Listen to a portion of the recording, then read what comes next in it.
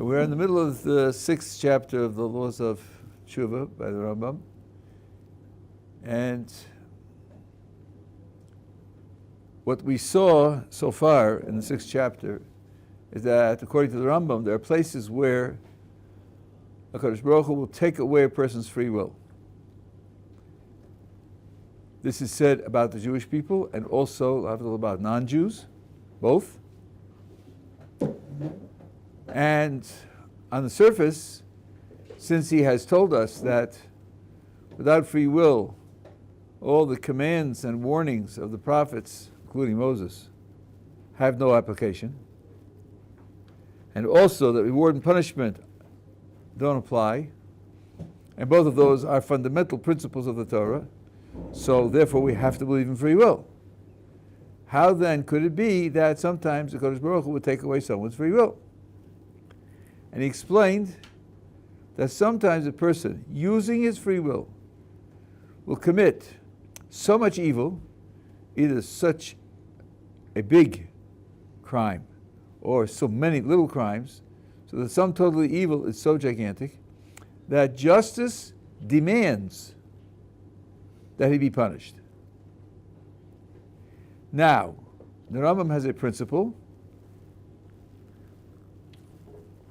It's the Rambam's position that God has a principle that nothing withstands Teshuvah. A person does Teshuvah, he avoids punishment, all punishment. He says Teshuvah is like a barrier in the face of the punishment, which is impregnable. So now you have a dilemma. On the one hand, justice says there must be punishment. On the other hand, Kodesh Baruch Hu's commitment to Teshuvah says that if he'll do Teshuvah, he will escape punishment. So the result is, Kodesh Baruch Hu, so to speak, has only one choice left, and that is to stop him from doing Teshuvah. Now, the way I just said it, it's said carefully, and I think it's said correctly. But let me just emphasize, because people are a little nervous about this. If you say, well, Kodesh Baruch Hu couldn't do anything else. What do you mean he couldn't do anything else? He could do whatever he likes. That's right, he could do whatever he likes. But we're being told what he likes. In particular, what he likes is that nothing should stand up against Teshuvah. That's what he likes. Given that he likes that, and this guy needs to be punished, and if he'll have free will to do Teshuvah, he'll avoid punishment, the result is that God takes away his free will. Given what he likes, this is the only way to handle it. So when we say he can't, it means in the context of the decisions that he already has made, not that some power external to him is forcing him into a corner. Now, the way we explain this is that God's commitment to free will for every individual is finite. When you die, you no longer exercise free will. Period. And 30% of your life you spend sleeping. You're not exercising free will. So God's quantitative commitment to free will for people is strictly limited. What difference does it make if at a certain point God says to Pharaoh, you're such a criminal, you've had it. I don't owe you any more life. I don't owe you any life to start with. For my money, you're finished. Drop dead. End of free will. And then he says, yeah, but hold on. I need you for certain purposes. I'm going to use you for certain things that I want to accomplish. But free will? From the point of view of free will, you could die now. So there's no objection, but free will is the foundation of all significance, and without that the Torah can't apply. The Torah doesn't apply to dead people either. Not the commandments, not the prohibitions, not the promise of reward and punishment. It's over. So that being the case, there's no objection against God taking away his free will. Now, we also pointed out that in the real world that we live, the physical world in which we live, it is obviously possible for a person, by his own free will choice, to cancel out his free will. A person drinks to the point where he can't think straight, and then goes driving. His free choice to get drunk now puts him in a condition where he can't exercise free will. So we know that your choices can have that accomplishment, that can have that effect. Only there it's a physical effect, which you could anticipate. And here it's a divine effect because, and now that God's told you, you could anticipate that also. That if you push the limits too far, this could be an effect of that kind of colossal failure. So that's the Rambam's position. I think this, unless you have questions about it, I think that's perfectly understandable. I told you that the Ramban disagrees with the Rambam in understanding the verses. The words, God hardened Pharaoh's heart, don't have to mean that he took away free will. On the contrary, the words, God hardened Pharaoh's heart, could mean that he preserved Pharaoh's free will. He protected Pharaoh's free will and not took it away. How could that be? So I don't know if you ever watched prize fighting. If you haven't, congratulate yourself. It's debased, inhuman sport. But there's such a thing as there's a 10-round fight or a 15-round fight, and after a number of rounds, one of the fighters is really battered. He's battered, and he's down for the count, but the round ends at the count of 8, and he struggles to get up and walk over to his chair in the corner, and he says to his trainer, "It's over. I'm giving up. It'll be a TKO, technical knockout, and it's over." And the trainer says, "No, you've picked yourself up before. You can do it. Give it one last try." So what is he doing? What is the trainer doing? The trainer is restoring his free will in the face of collapse. The pressure of the fight has caused the fighter to collapse. He hasn't got the will to go on. That's what we say, and it's literally true. He hasn't got the will to go on. And the trainer's encouragement is supposed to restore his will to go on. Now, says the Ramban, you have the accumulated effect of the plagues, where the text says explicitly that God hardened his heart, starts with plague number 6. So the Ramban says, the first 5 plagues, he hardened his own heart. He didn't need any help.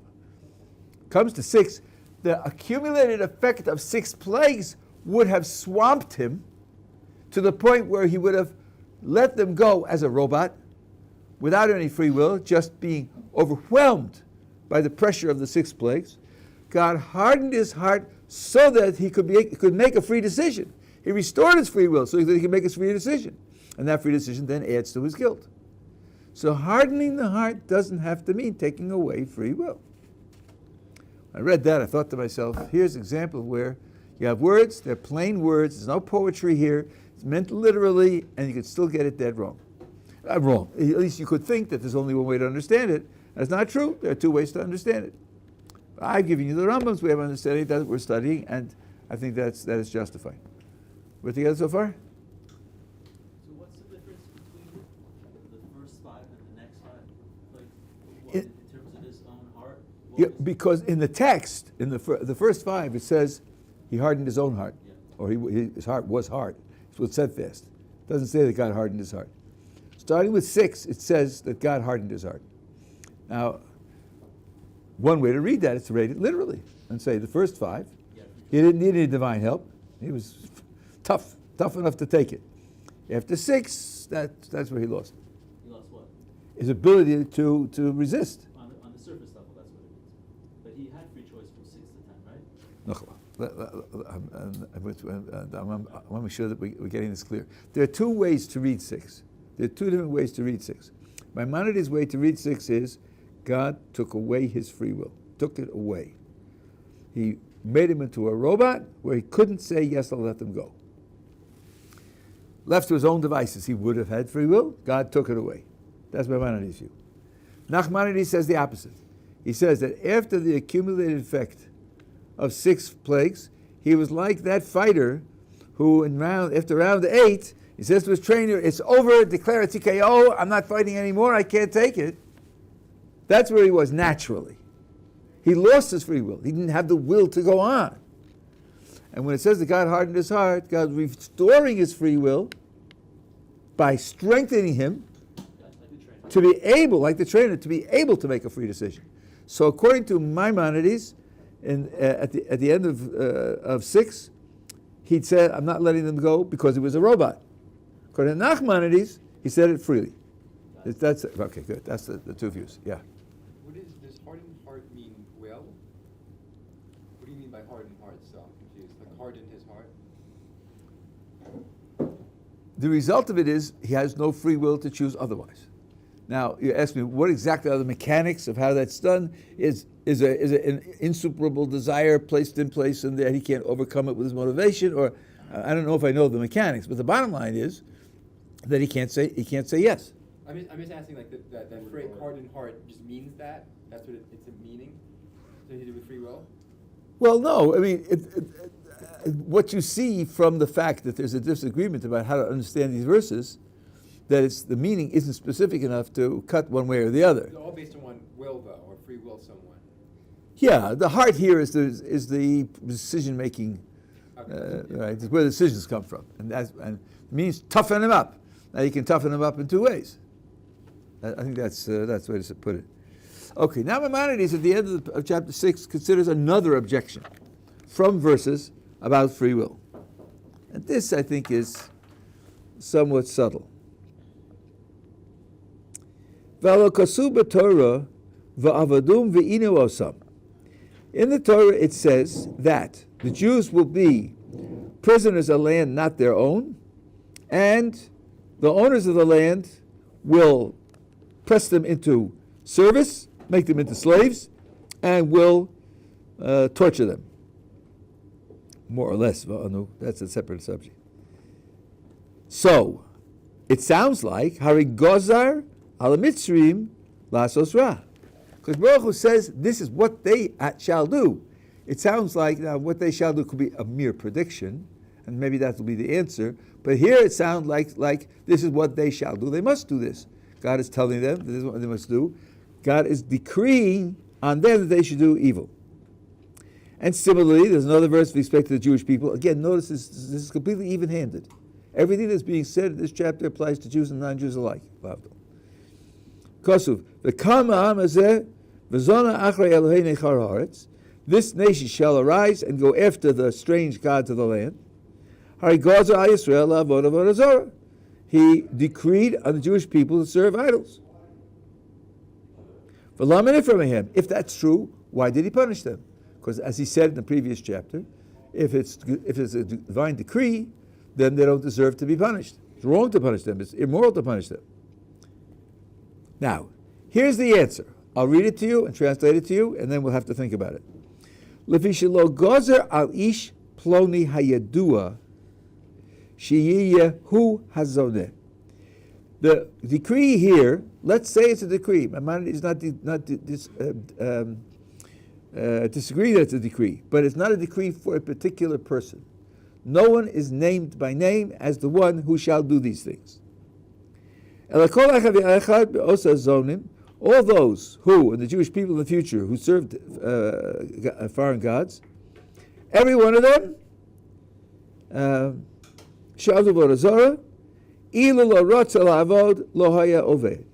if he had wanted not to serve the foreign gods, he would have been successful in resisting it.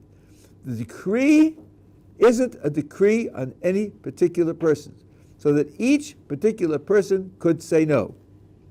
I bet that you're already hearing the problem.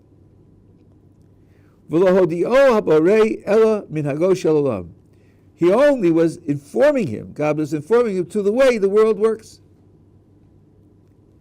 Now, here, it sounds like he's taking back that it's a decree and just giving him information about what will happen in the future. So there are really two things going on here. One is the fact that the decree is general, with no specific person mentioned. And number two, maybe the statement doesn't have to be taken as a decree at all.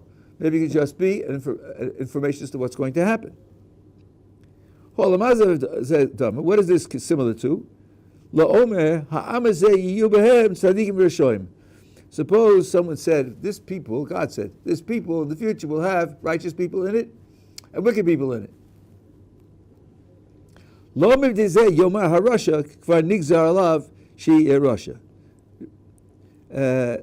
wicked person can't say, well, I'm not responsible for what I did. You heard what God said. He decreed on me that I should be worshipped, that I should be evil.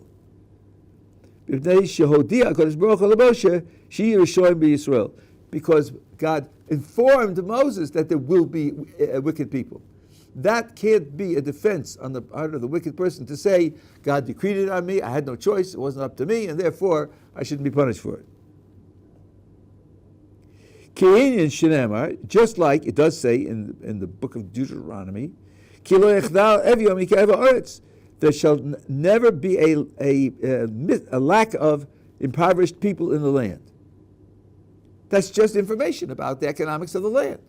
Doesn't make it so. Doesn't say that it's being caused by God to be so. He's just telling him these are the conditions under which you're going to live. V'chein ha'mitzrim, and the same is true with the Egyptians. Kol echad ve'echad be'osad ha'mitzrim ha'meiriyim liYisrael. Every one of these Egyptians, those who did evil to the Jewish people, ilu lo rotza l'hara lehem harshus biyado. Had he wanted not to do evil to them, he had the power in his hand to hold himself back from doing evil. Shelo gazer al ish yadua. Now he comes back to ish yadua again, particular persons. We have to deal with both of these aspects. Elahodiyosh sof zar'ol ishtabei be'eretz lo lehem. All God did was to inform him that his descendants will be subjugated in a land that they don't own.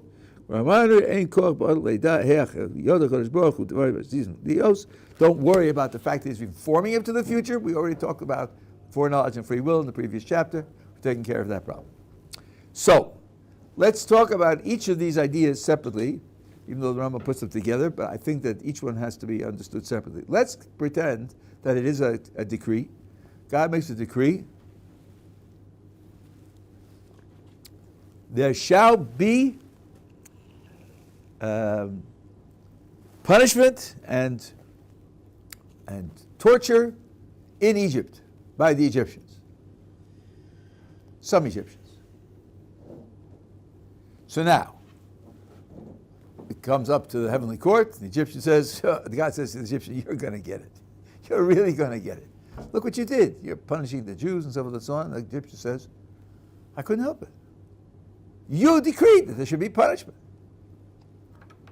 God says back to him, I didn't decree that you should punish. I just decreed that there should be punishment. So, you can't escape by saying that I decreed that you should punish. The obvious question will be, what if everybody decides not to punish? What will happen to the decree? We're treating this as a decree. So what are we saying?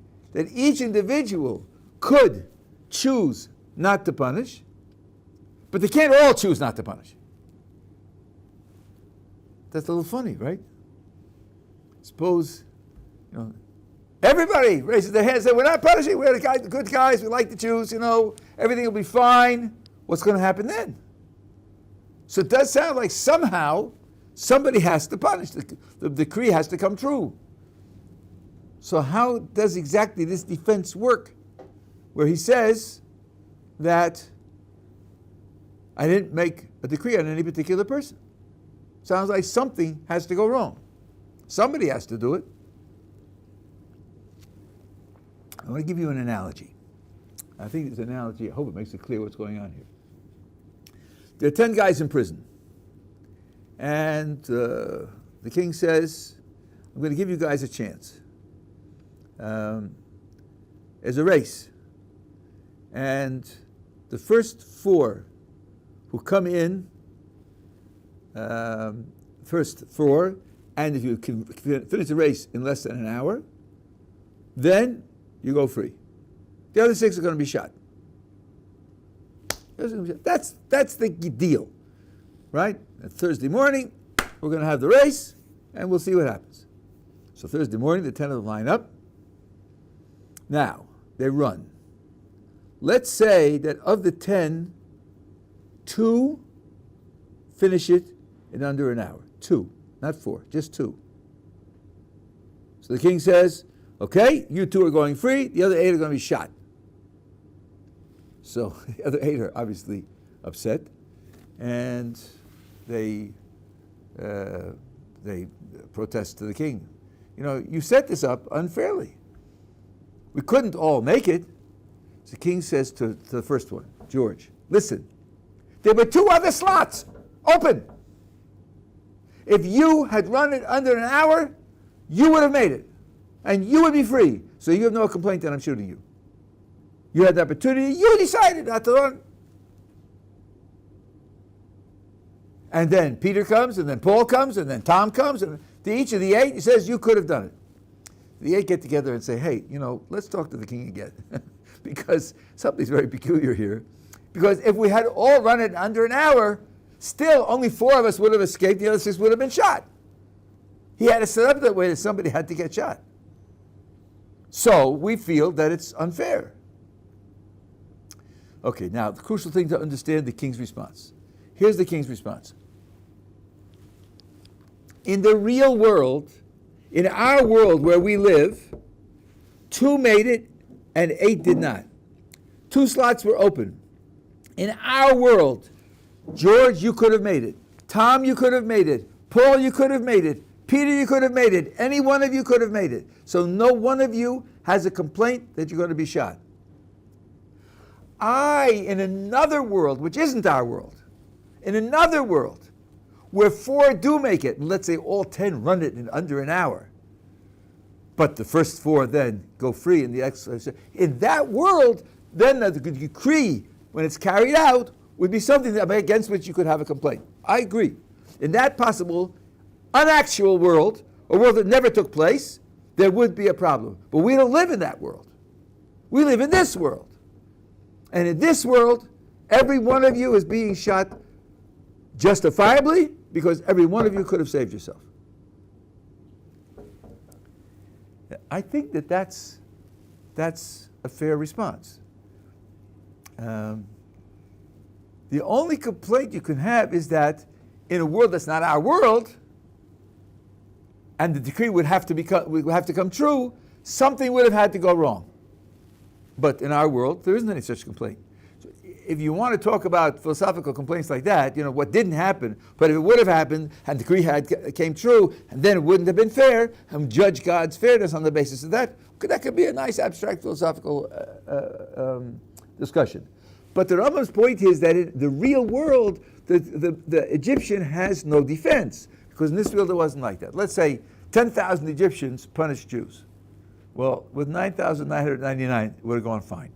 The decree would have been fulfilled, and there wouldn't have been any problem. So for sure, each one has no excuse that God made a decree on him that he should do it.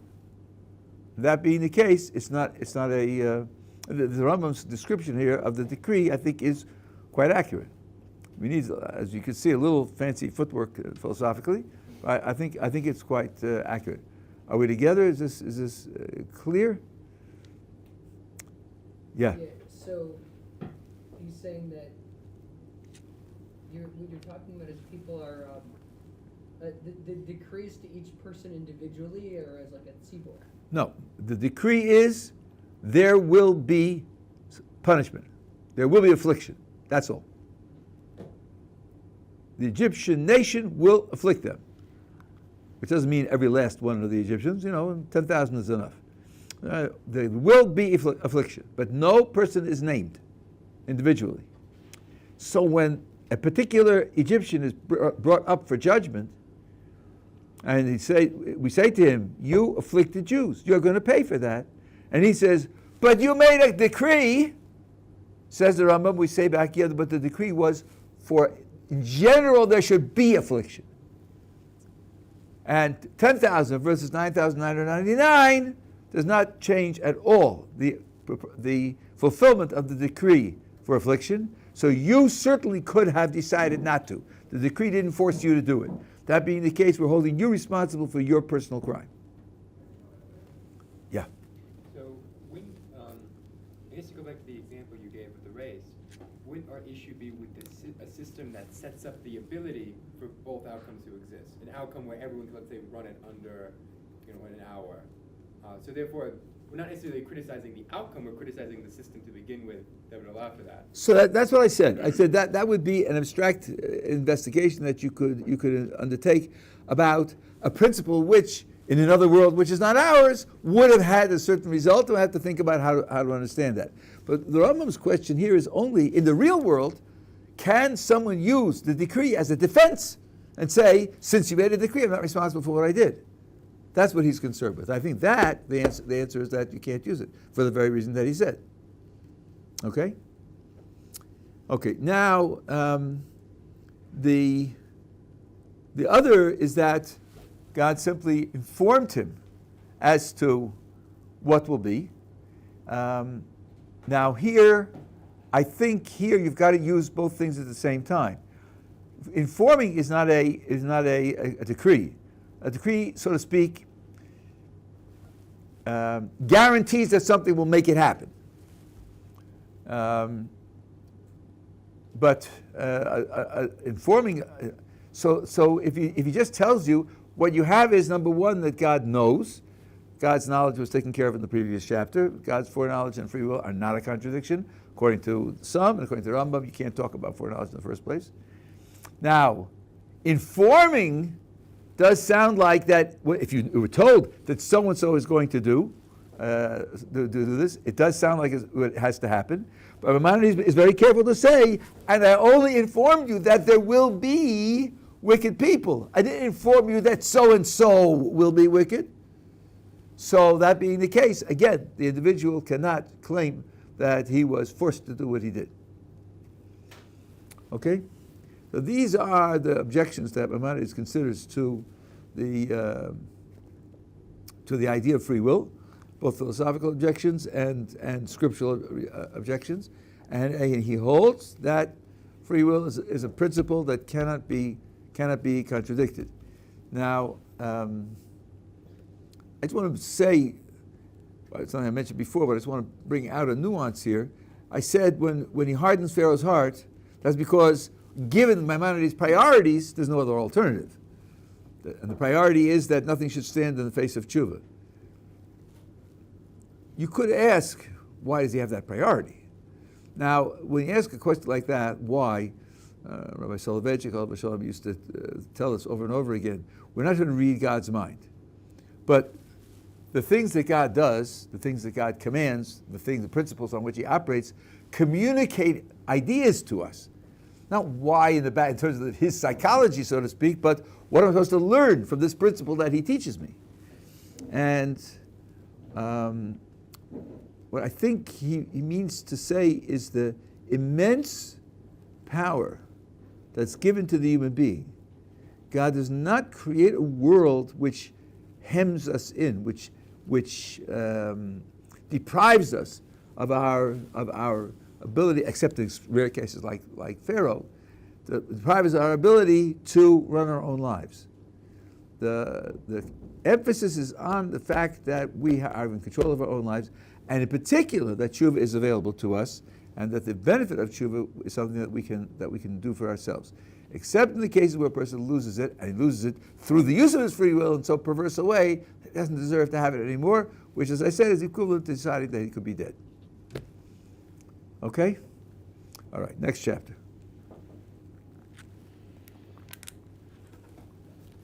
This is continuation of what I just told you. Just as I've told you that every person has power, and the word rishus here in the Hebrew means power, not authority. As we've explained, Yishtadel ha'adam lasos tshuva. Person should try to do tshuva. V'lin or kapav mechata'av, to wipe his hands of his transgressions. Kedei sheyomus v'hu ba'al tshuva, so that when he dies, he will be a ba'al tshuva. Kedei sheyizke l'chai olam haba, so that he will merit his life in the world to come. So this is what I told you several times. Teshuvah only guarantees that you leave the world clean. There can be interim requirements, like suffering, which is a requirement because of the type of transgression that the person committed. And I told you a few days ago that the suffering there is not punishment, because Maimonides says if you do teshuvah, there's no punishment, period. So what's the suffering for? The suffering is cleansing. It's cleansing for the damage that has been done to the person, and that's not a punishment at all. On the contrary, it's a kindness, that it makes him appropriate, qualified to exist in the world to come, which is the great reward. Now, Maimonides gives Musar.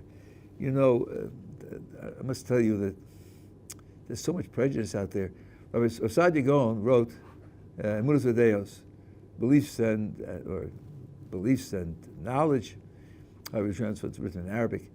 It has 10 sections. The first 9 are very deep philosophical ideas, and the 10th is Musar. This is how you should live, and go in the middle path, and don't go to extremes, so on and so on. So the scholarly world says he couldn't have written the 10th, because it's not philosophy. So, you know, somebody else was written it and appended it on afterwards. Excuse me, these were religious people. You know, they believed in God, they believed in living a good life. Yes, philosophical issues were alive for them. They were very knowledgeable, and brilliant, and concerned. And they were also concerned in living a right life, living a good life. So to think it has to be 2 different authors is to be coming from a completely foreign point of view. It's not to appreciate our culture at all. Person should look at himself as if he's about to die. He might die in an hour. And then he's going to be possessing of his sins, and he's going to be in trouble. Therefore, he should do teshuvah immediately. If he does something wrong, he should do teshuvah immediately. V'lo lo yomar azkin ashuv. When I get old, then I'll take the time and trouble to do teshuvah. Shemi yabus kodem she'azkin. Maybe he'll die before he gets old. This is what Solomon said. B'chol eis yihiu begadecha levanim. Shemen al roshcha al yechsar. At all times, your garments should be white, and oil on your head should not be missing. White means without stains, without dirt, which is a result of transgression. And oil, you use oil to consecrate vessels for use in the temple. Oils were put on the king to consecrate him for the service of the people. Sometimes of Kohen Gadol, the high priest. So oil is a sign. White clothes is a sign of not having dirt and stains, and oil is a sign of great status. And a person should arrange his life in such a way that his garments should be clean, and he should be worthy of the consecration of oil. The Al Tomar. She'ein atshuva ela be'avera sheyesh beha'maisa k'go znus v'gezel v'gneva. Now here's a very important part of Musar. Don't say that tshuva only applies to transgressions that involve actions, like forbidden sexual relations, or theft, or robbery or theft, which in Hebrew are 2 different concepts. No. Kishem shetzorich odol lashuv me'elu, kach utzorich lechapes b'deos ro'os sheyesh lo v'lashuv mehen. Just as a person has to examine his actions and do teshuvah for the criminal actions he's performed, so he has to analyze his character, and in particular his motivational structure, and to see those that are lacking, and to do teshuvah for them also. Min hakas, for example, anger. Min ha'eva, like hatred. Min ha'kina, which is like jealousy in a certain way. Umin atachrus, excessive competitiveness. Min hahitul, hilarity and the lack of seriousness. Min redifa samomon, chasing after money. Not the action of earning money, but being motivated to get more and more money.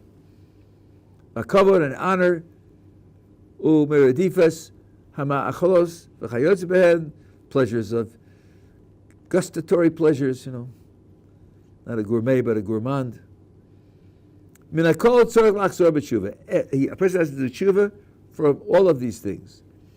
Ve'elu avonos koshes me'osan sheyesh b'ma'aseh. Actually, correcting your character, your moral character is harder than correcting your actions. When a person is subject to bad character traits, it's very difficult for him to pull himself away from those things.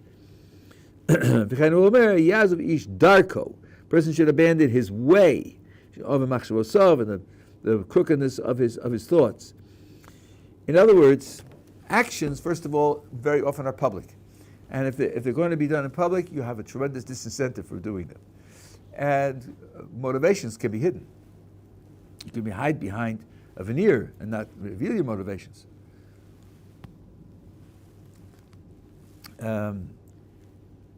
And actions can be controlled by controlling your circumstances much more easily than your motivational structure can be controlled by your circumstances.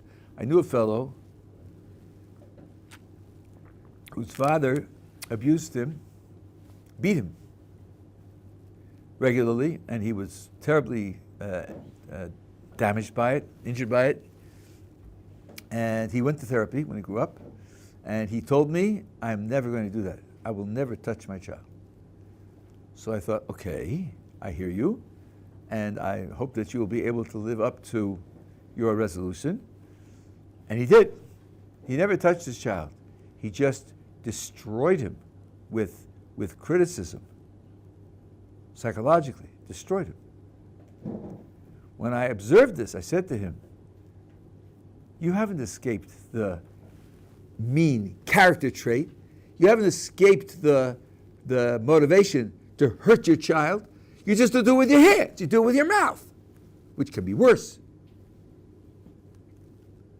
So breaking the character trait is not so easy as changing your behavior. Behavior is objective, and you can calculate the character traits hide, and they express themselves in subtle ways that you don't think of, and you don't think of them because you don't want to face them. So Rambam is telling us here that we're not only responsible for our actions, we're responsible for our character traits. I spoke about that one of the evenings some time ago. But the simple example is this. You should have to meet my friend George, my hypothetical friend. He steals things. Goes into the store, he fills his pockets. Today, wouldn't even be stealing because the prosecutors don't prosecute. But once upon a time it was stealing. And I tried to reason with him and teach him that it's not the right thing to do, and he doesn't listen to me. But now he's going to Beijing on business. So I tell George, in Beijing, there are hidden cameras everywhere. There are plainclothes policemen everywhere. And in Beijing, if they catch you stealing, they chop off your hand. So I'm recommending to you, in Beijing, keep your hands in your pockets. And for some unaccountable reason, he believes me. And he goes to Beijing, he keeps his hands in his pockets. He's there for 6 months. And he dies there. Has George become a good person? Not at all. He's just protecting himself. To be a good person, to be a righteous person, doesn't mean to do the right thing. It means to do the right thing for the right reason. To do the right thing because it's right, not because you're just afraid of being punished. Now, don't get me wrong. A person who does the right thing because he's afraid of being punished, he's much better off than doing the wrong thing. No question, that's a step up. If he does the right thing because he wants to be rewarded, that's not zero. If you do a mitzvah because you want to be rewarded, you have satisfied the mitzvah, and you'll get credit for it. It's just childish. It's immature. It's like helping your parents when you're 9 because they promise you money. You expect a 13-year-old to understand better that he should help his parents because they're his parents, because of what they've invested in him. The 9-year-old wants the money. But it's not as if he isn't helping. He's not just turning his back on them and going to the street. So it's definitely something which is worthwhile at a certain stage of development, but something which one should look forward to outgrowing. So this, the Rambam says here, you take responsibility for your character, as well as taking responsibility for your actions. This is not a hot topic in contemporary ethics. Virtue ethics is something which is not discussed in great detail. Rights and justice and obligations are discussed, but not virtue. Unless I'm out of touch. I mean, I haven't gone through the ethical literature in systematically in a while, but it certainly wasn't when I was in graduate school. Now, listen to this.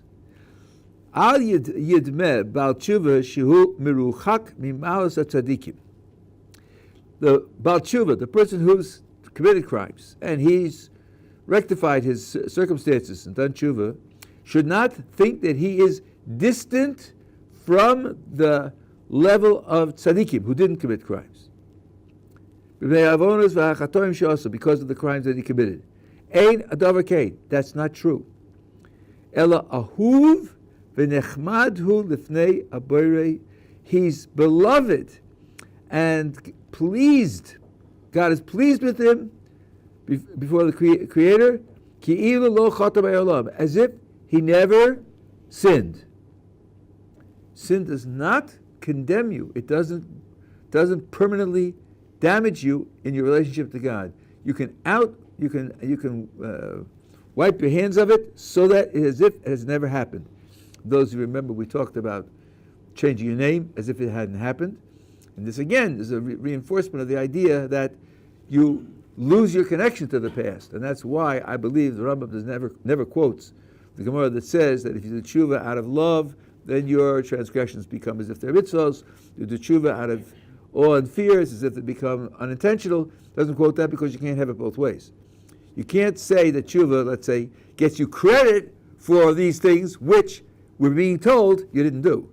So the Rambam, I think, for whatever reason, chose this Gemara to codify, and the other Gemara contradicts it, so he left it behind. Now he says, "V'lo od el shescharo harbei."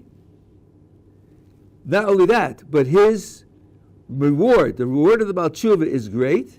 Shaitom ta'am achet uperish b'menu. The Kavash Yisrael. He has tasted the taste of the transgression, and he has separated himself from it, and he's conquered his evil inclination. Amr Chachamim, the sages said, Mokum sheba'alei tshuva omdim bo ein tzadikim geburim yicholim la'amod bo. The place where the Baalei Tshuva stand, though those who are perfectly righteous and who have never sinned, cannot stand there. Kolomar, that is to say, ma'alason gedol b'ma'alas elu, that the level of the Baal Tshuva is greater than the level of those who never sin. Shelo chatu be'olam. Because the struggle that the Baal Tshuva has with his evil inclination is greater than the struggle of the tzaddik. And we have a rule in the Gemara, the harder you work to overcome the negative impulses that you have, the more reward that you get. So the Rambam here, if we read him carefully, has said two things. He said, number one, his reward is greater, and also that his condition is a greater condition, a better condition. The two don't have to go necessarily hand in hand, but the Rambam says both of them, that the Baal Teshuvah is superior to the one who never sinned. Questions up to here? Okay, now what I think important to understand is that what he's, oh boy, I know this got so late. What he's quoting here is really a disagreement in the Talmud. I'll just ask this question, I'll leave it with you. There is an opposite opinion which says that the place where the tzaddik gomer, the person who never sinned, stands, the Baal Teshuvah can't stand. Well, the Rambam has given an argument for his side, and he's not the only one. That's typically the way that statement is understood. What would be the argument for the other side? Why would you think that the tzaddik is greater than the Baal Teshuvah? And I'll give you a hint that there are two different ways to conceptualize the difference of opinion. One is the radical way. The other one is saying to the Rambam, you're wrong. The comparison's mistaken. Really, the Baal Teshuvah is less than a tzaddik. That's one way. The other way is to say that they're talking about different tzaddikim and different Baalei Teshuvah. They're about different cases. The Rambam has a particular case in mind, and there are other cases of Baalei Teshuvah which would have the opposite relationship to the tzaddik. And indeed, from the Rambam's description of the Baal Teshuvah here, you could perhaps infer there's another type of Baal Teshuvah the Rambam's not talking about, and that Baal Teshuvah would be inferior to the tzaddik. So I would have you think about this question and see what you can figure out. I didn't figure it out, but so what? People think differently. I lived in Baltimore for 10 years. There was a Rav there, I forget his first name, Rav Feldman. Tremendous Talmid Chacham. He also was a Lubavitcher. When I was teaching philosophy at Hopkins, one of my colleagues in the philosophy department was also from, and he offered to teach us Tanya. So we said, fine. So we came to him for one 2-hour session, and he finished about 3 sentences. And then we gave another 2-hour session, went back through those 3 sentences, and added a sentence. And we saw that to finish the Tanya would take us about 102 years. So we gave it up after that point. But he's very brilliant, and he gave an answer to this question. So I'll tell you the answer tomorrow. You want to say something? Any question? Are we saying that the Baal Teshuvah himself is a tzaddik? Well, he's using the word tzaddik gomer. He explicitly says someone who never sinned. Okay. That's what he said. If you think carefully about his description, ask about each piece of the description. Could somebody else be different? And if you do that, you should be able to find. You could. I should be able. I don't want you to feel bad if you don't, but you could find the answer.